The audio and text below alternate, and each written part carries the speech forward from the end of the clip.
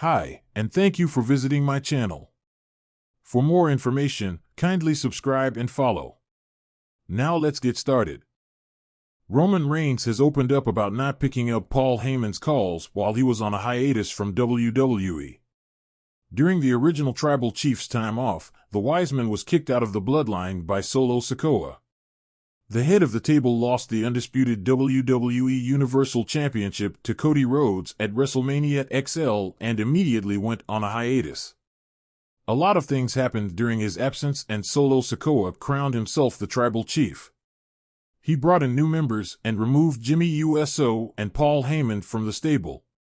In a recent interview with Sports Illustrated, Roman Reigns talked about not picking up Heyman's calls during his hiatus.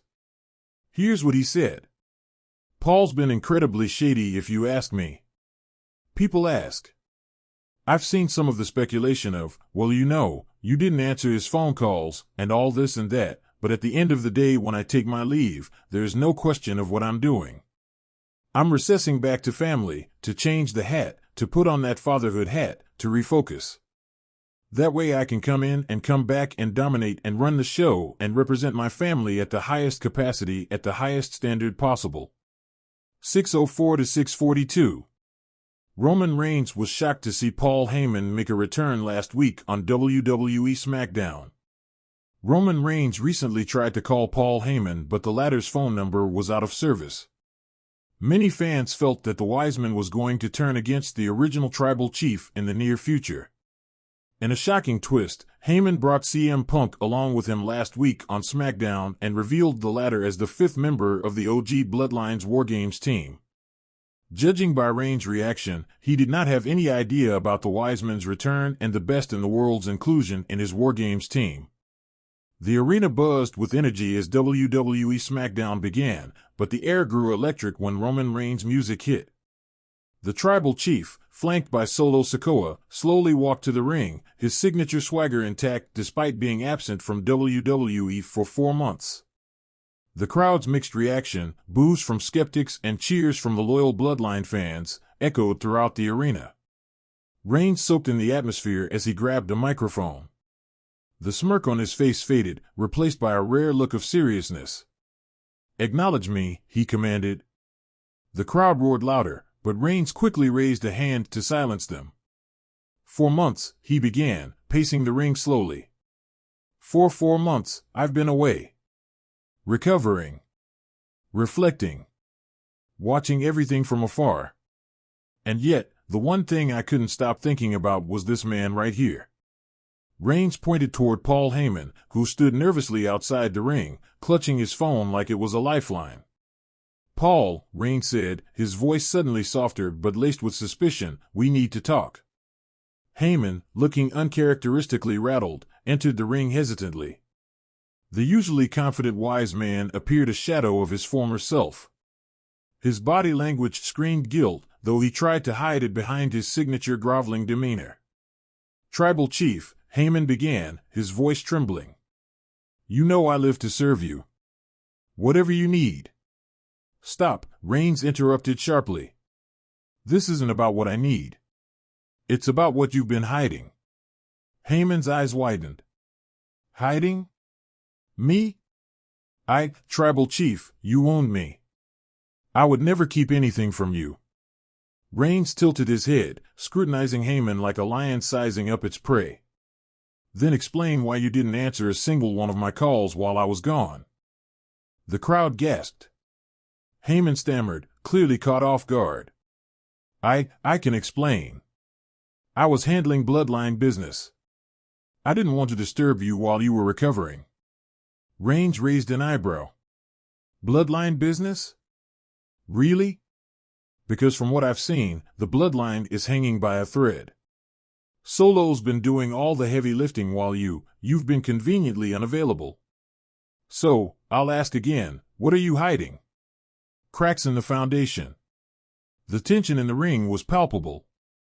Even Solo Sikoa, usually stoic and unreadable, glanced at Heyman with a flicker of doubt.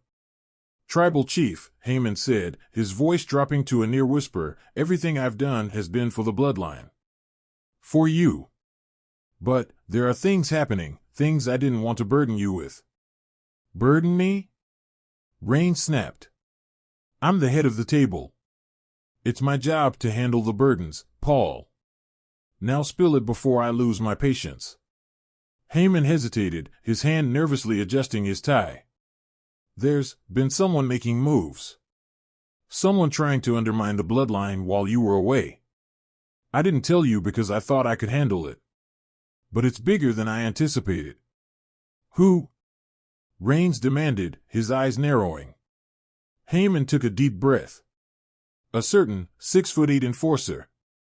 A man who's been aligning himself with your enemies and gaining influence in your absence. The mention of a mysterious enforcer sent the crowd into a frenzy of speculation. Reigns, however, looked unimpressed. You kept this from me, he said coldly.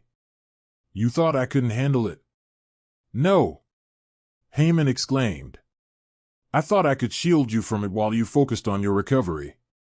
But it spiraled out of control. Reigns shook his head, his disappointment evident. Paul, you're supposed to be my wise man. The one I trust above everyone else.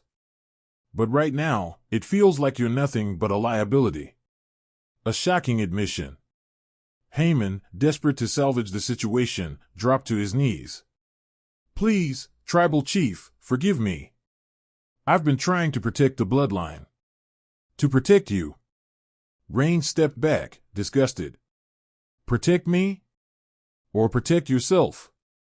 The crowd erupted as Heyman's face betrayed a flicker of guilt. Reigns seized the moment. You've been making side deals, haven't you? Reigns accused. Cutting secret alliances to save your own skin.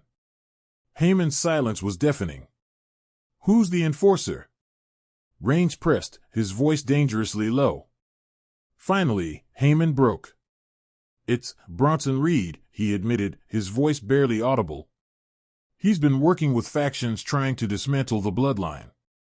And I may have spoken to him. Briefly. To negotiate terms. Reigns' face darkened. Negotiate terms? With my enemies? I was trying to buy us time. Heyman pleaded. Reigns turned to Solo, who had been quietly observing the exchange. Solo, what do you think we should do with him? Solo cracked his knuckles, a wicked smirk crossing his face. The crowd roared, sensing Heyman's fate was hanging by a thread. Wait! Heyman cried out. There's more. Reigns paused, his curiosity piqued despite his anger. More? The final bombshell. Heyman, now visibly shaking, reached into his jacket pocket and pulled out a folded piece of paper. This is why I didn't answer your calls. I was dealing with something much bigger than even Bronson Reed. Reigns snatched the paper and unfolded it. His eyes scanned the document, and his expression shifted from anger to shock. The camera zoomed in on the paper, revealing it to be a contract. The name on it sent shockwaves through the arena, Dwayne "The Rock" Johnson. What is this? Reigns demanded. It's a deal, Heyman admitted. A deal to bring The Rock back to WWE. To challenge you for the title of head of the table. The crowd erupted in cheers, chanting Rocky. Rocky. Reigns' hands trembled as he held the paper. You were plotting behind my back? Trying to set up a match with my own family without telling me? I thought it was the only way. Heyman cried. The Rock's influence is growing. People are questioning your place at the table. I thought if I brought him to you, we could control the narrative. Reigns glared at Heyman, his fury barely contained. You don't control the narrative, Paul. I do. And if The Rock wants to challenge me, he can step up. But I'll deal with him my way. The Tribal Chief's verdict. Reigns handed the contract to Solo, his gaze never leaving Heyman. You've crossed the line, Paul. You've made me question your loyalty. And that is unforgivable. Heyman fell to his knees, tears streaming down his face. Please, Tribal Chief.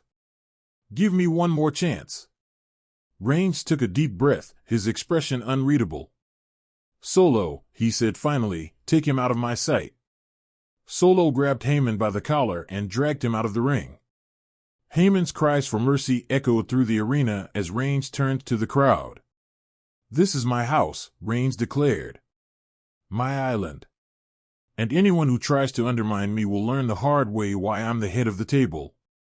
As his music hit and the crowd erupted, Reigns stood tall in the ring, a reminder to everyone that no one, not even Paul Heyman, was above the tribal chief's authority.